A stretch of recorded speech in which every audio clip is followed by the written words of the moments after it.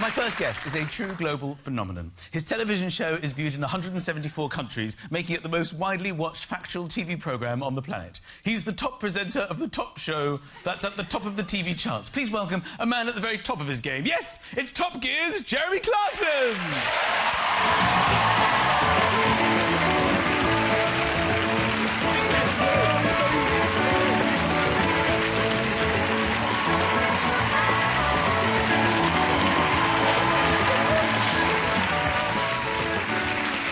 Jeremy Clarkson is here. Isn't that exciting? Come on. It's even more exciting because you've come a long way. You've been away. I came from Holland Park. But before that, I was in Australia. But I'm here. This is part of the tour? Yes. Tell me about it, because I hear that you go on these tours, but I don't know what that could possibly entail. Well, it's cars go round and round in circles, stuff blows up. People like it, though, and we take it all around the world now, but only on the basis that we can behave like rock stars.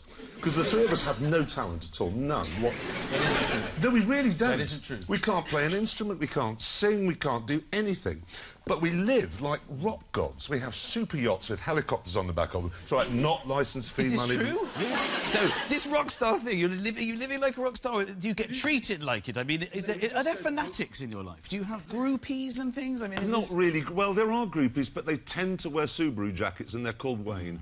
They're not groupies like Mick Jagger would ever have had. Yeah. You're right, Jezza. That's the kind of level of it, really. So this is on account of the fact that your show is on... Is it on their channels or is it on BBC Worldwide? Oh, I know, I do. It's on sort of obscure channels in places. I've seen it's on everywhere. I mean, you can't... There's no escape. I mean, it's mostly, I suspect, businessmen watching in hotels because they can't watch the pornography because it will show up on the bill.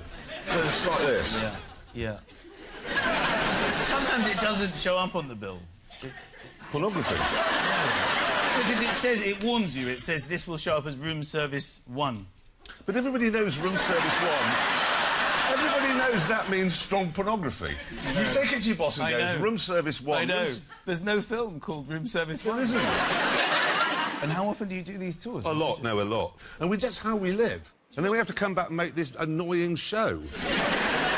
Sorry, that's not your show, our show. That's a bit early to turn on me. No, you have to come back and then you have to go and do Top Gear. Because this could never have been... This could never have been a plan of yours. I mean, beyond your wildest dreams. When someone said, would I like to go to fill a football stadium, you know, you said, God, yes. Because I've got some footage of your first ever Top Gear appearance. Oh, God, jet lag's just caught up with my bowels, oh, God, actually, that hurt. It really... I'd never seen this. So this is your very first Top Gear appearance. Oh, God. Customising has always been a very dirty word. You customise a Ford Capri. You do not customise a modern-day Bentley or Rolls-Royce. What Hooper, bespoke coach builders for more than a century, do is Hooperise them. Now, this one, for instance, is seriously lacking in the door department. It began in life as a pretty standard Bentley Turbo R with 4 doors and has been converted into what's called a 2-door coupe, i.e. it has one long door on either side. And that means there's pretty substantial alterations between here and here. OK, there you go. Absolutely. That accent is incredible, isn't it? I asked the researchers to try and find when you started to become more the Clarkson we recognise today. In the world, yeah. And 3 years later, they came up with this footage. Well, that may be the case with the F40, but what about the 348 here? It only costs a miserable £76,000. Surely you could live with one of these every day of the week. So... Sorry. There's an evolution. Well, the hair had certainly evolved. That was a last ditch. You're going bald in a minute, matey boy, so look at that. So there you go, this is 3 years. Yeah. So you were able to just wear what you liked, obviously, at this point, and just... But this was early Top Gear, was it? Yeah. When did Top Gear become revolutionised? It changed in 2002, I think, into what it is now with May and Hammond. Yeah. Well, not May, the first series, because he was lost. Or he drove so slowly he didn't get there till the second series. But yes, it started in 2002. And you cast them, didn't you? Cast Hammond, yeah. I'd known May for a long time. I mean, bless him, life wasn't going too well for him. I found him on the streets of Bath, actually, drinking mess and rambling incoherently at Barcelona. Second World War aeroplanes, and we managed to tidy him up a bit, get him off the mess, and he's not a bad presenter now with editing. Yeah. Tell me about it. But your accent and your intonations are, you know, what make you so, well, so hilarious and Well, yourself. the pause in the world. When did that happen? That's because when you go to do voiceover, you do the voiceover lines, and getting your breathing right if you smoke a lot's really tricky.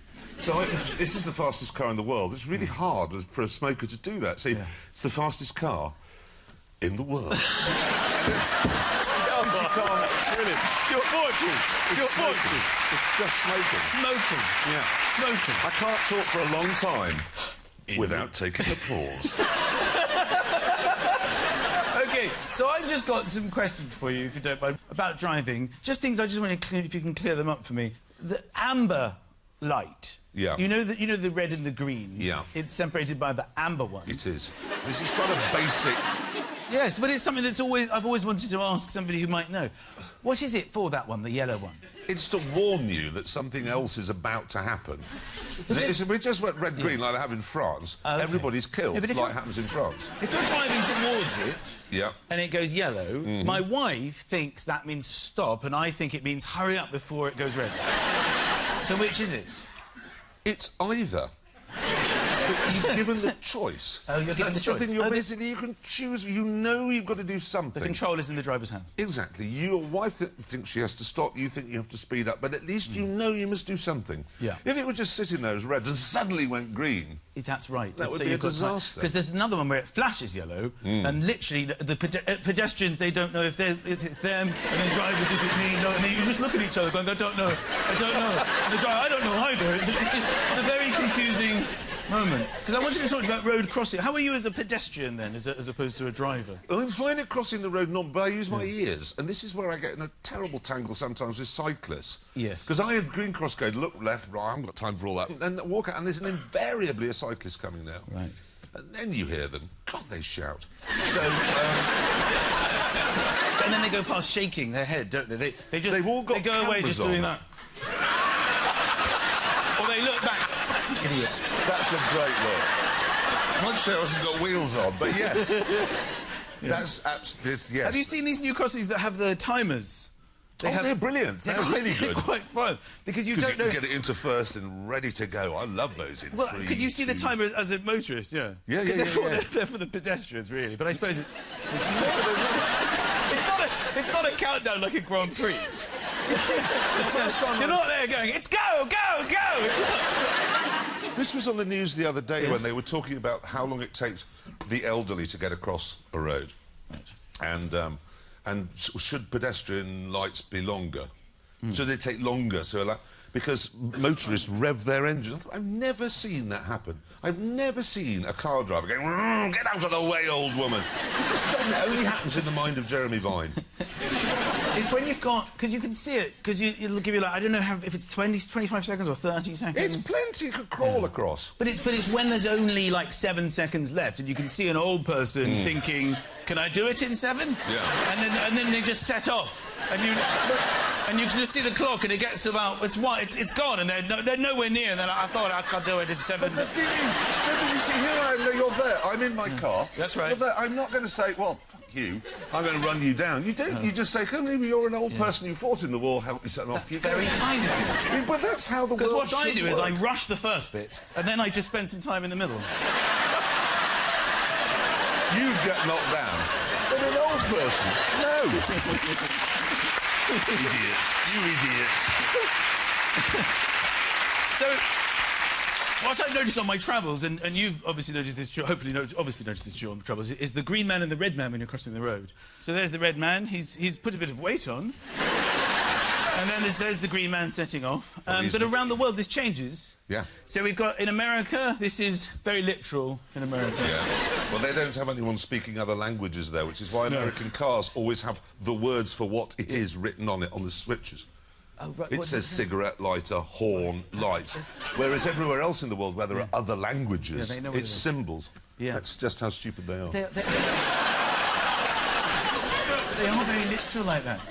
It's like, they call glasses, or spectacles, eyeglasses. They have to specify where they go on your face. No, but every other word is wrong. I mean, vest. No. No. Pants. No. No. And then it gets to cars, sedan, hood, fender, freeway, interstate, sidewalk.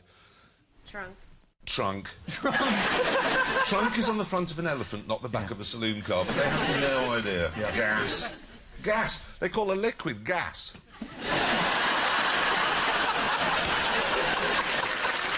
Mental. In France, I love this one. Oh, yeah. This is... How cool! This guy's in, like, a perfectly tailored suit. He's Flat just the trousers. coolest guy. He's like, I will cross when I want to. And then he just sets off. He's the most relaxed. OK, well, it's not time. This is Germany. Here we have Germany. Look at that. Nobody move! Let us go! Very good. Do you know what's really annoying about all this? So we've been doing Top Gear for 11 years and never thought to bring that up, and then you have on only your second show. And it isn't even a car show. Jeremy, it's been amazing you coming in, especially with all this jet lag. You've been absolutely wonderful and hilarious. And Oh, it's just joy to see a man starting out in his career. ladies and gentlemen, the absolutely fantastic Mr. Jeremy Clarkson! Thank you.